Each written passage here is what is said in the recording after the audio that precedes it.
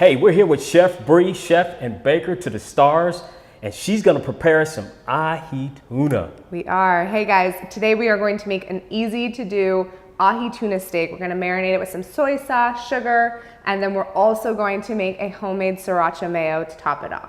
We're going to do 4 teaspoons of garlic powder, 4 teaspoons of granulated sugar, 2 teaspoons of kosher salt, and 2 teaspoons of black ground pepper. So we're gonna actually take this, all of our dry ingredients, we're just gonna dump it into one bowl.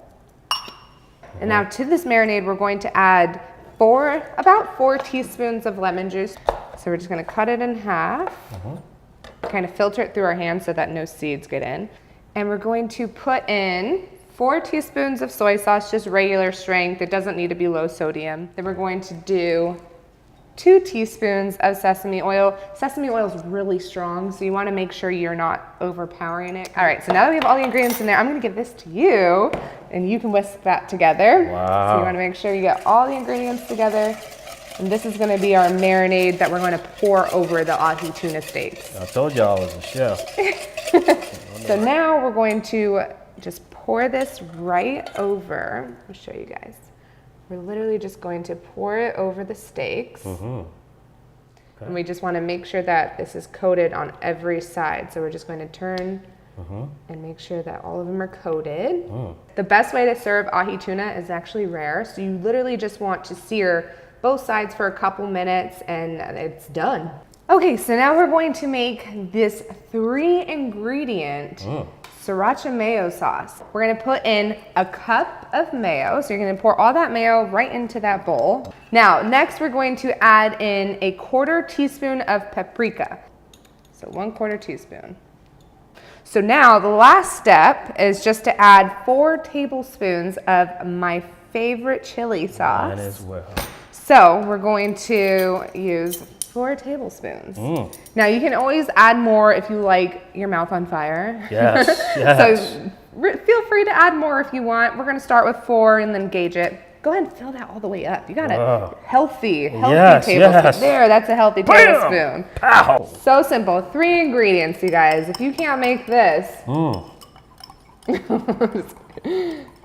So it looks just like a spicy mayo you would find at your favorite sushi spot. Now we're gonna put this aside and we're gonna use it as a garnish later on. Okay, so we're gonna start with the cast iron pan. You can use a cast iron pan. You can also use a stainless steel pan if that's what you have. Do not use a nonstick pan because that tends to mess with the fish a little bit and actually ends up getting stuck to it, ironically. But we're gonna use the old-fashioned cast iron. We're gonna go ahead and turn up the heat. We're gonna put it on medium-high to high because you wanna make sure it gets really, really hot since you're just searing the fish. We're gonna go ahead and add about 3 tablespoons of your oil of your choice, olive oil, vegetable oil, canola oil, whatever you want. We're using olive oil today. So we're gonna let that heat up. Wow. Get really, really, really hot. You wanna make sure your pan's really hot before you sear this fish, otherwise you're not gonna get a really nice sear. We're gonna put it directly onto the heat. Now it's going to sizzle, but that's what you want. We're gonna let it sit for about a minute to a minute and a half. If you don't have a really thick piece of tuna, you wanna make sure it's just about a minute.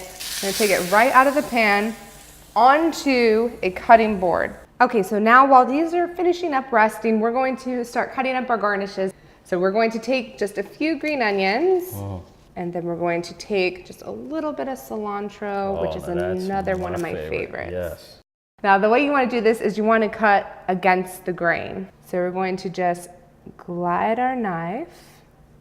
It cuts just like butter.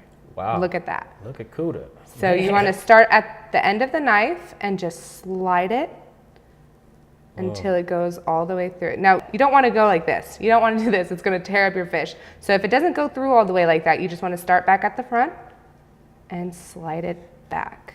So you're just going to slide your knife under and you're going to actually pick it up in one piece and then put it onto the plate. Now, remember that sauce that you made? Yeah. We put it in a squeeze bottle to make it really easy to kind of garnish this plate. So we're going to take it and we're going to drizzle it lightly over the whole dish. Take some of our chopped cilantro and just, I mean, there's no right or wrong way to do this. You're just really sprucing it up.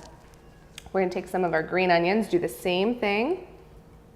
We're going to sprinkle some sesame seeds just over all of it. So just take it with my hand and just Yep, sprinkle. Wow. just sprinkle it all over. This is how you make it rain with sesame seeds. Look at that. Bam.